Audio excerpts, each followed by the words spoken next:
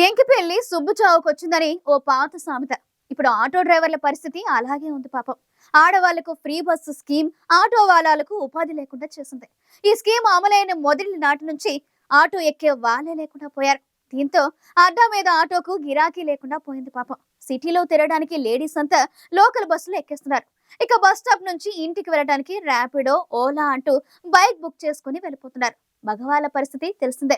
Local బస్సుల్లో ఎక్కి ఆ రద్దీలో నగిలిపోవడం కంటే మెట్రో రైలు బెటర్ అని ఫిక్స్ అయిపోయారు. తక్కువ దూరం ప్రయాణం చేసే వాళ్ళు ర్యాపిడో, ఓలా ప్రిఫర్ చేస్తున్నారు. మొత్తానికి ఆటో వైపు చూసే వాళ్ళే లేకుండా పోయారు.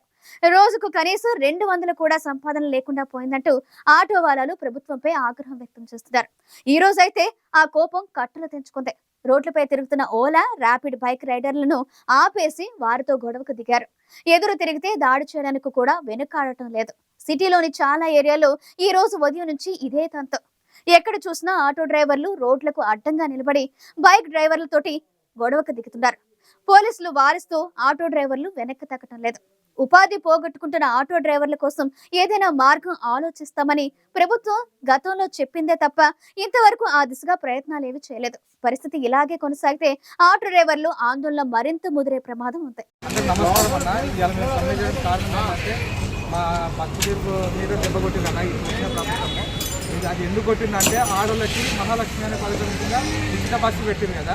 ఆ ఉచిత బస్సు పెట్టినందువల్ల మా ఆటో డ్రైవర్లు బస్సులు రోడ్ ఎక్కినాయన్న. మాకు ఆటోలు నడవట్లేదు. కాస్త ప్రభుత్వం మా గురించి కూడా ఆలోచిస్తే బాగుంటుందని ఓలా ఊబర్ కమిషన్లు ఎక్కువైపోయినాయి. చాలా వరకు ఆటోలో చిన్నపిల్లలు వచ్చేసి ఇంకోటి ఏంటిదంటే అదర్ ఐడీస్ పెట్టుకొని నడిపిస్తుంది. ఫాదర్ ఐడి పెట్టుకొని కొడుకు నడిపిస్తుంది, ఏజ్ లేదు. ఇంకోటి ఏంటిదంటే డిస్ట్రిక్ట్ వెహికల్స్ అని నేను చెప్పలేను, కానీ బయట వెహికల్స్ చాలా వరకు ఎక్కువైపోయినాయి. 2 వీలర్ మీద అది యాక్చువల్లీ అది ట్రావెల్ వెహికలే కాదు, అసలు ఓన్ వెహికల్. అది ఓన్ వెహికల్కి కూడా అసలు ఎందుకు ఇచ్చారో నాకు అర్థం కావట్లేదు. ట్యాక్సీ ప్లేట్ ఉన్నది ట్రావెల్ వెహికల్, అది వైట్ ప్లేట్ ఉన్నదానికి మీరు ఓన్ వెహికల్కి ఎందుకు ట్రావెల్ ఇచ్చారు? మీరు ఎందుకు పర్మిషన్ ఇచ్చారు? ఏ గవర్నమెంట్ నుంచి ఎందుకు అవన్నీ మాకు ఇబ్బందులు? ప్రతి ఒక్కడు బైక్ బుక్ చేసుకొని వెళ్ళిపోతుంటే మీరు బస్సులు ఫ్రీ పెడితే మా పరిస్థితులు ఏంటిది? మా కథ ఏంటిది? మేము కిరాయిలు కట్టుకోవాలా, ఫైనాన్స్లో కట్టుకోవాలా, పిల్లలను చూసుకోవాలా, ఏం చూసుకోవాలా? మేము అంతకుముందు గత ప్రభుత్వం ఉన్నా లేకపోయినా కూడా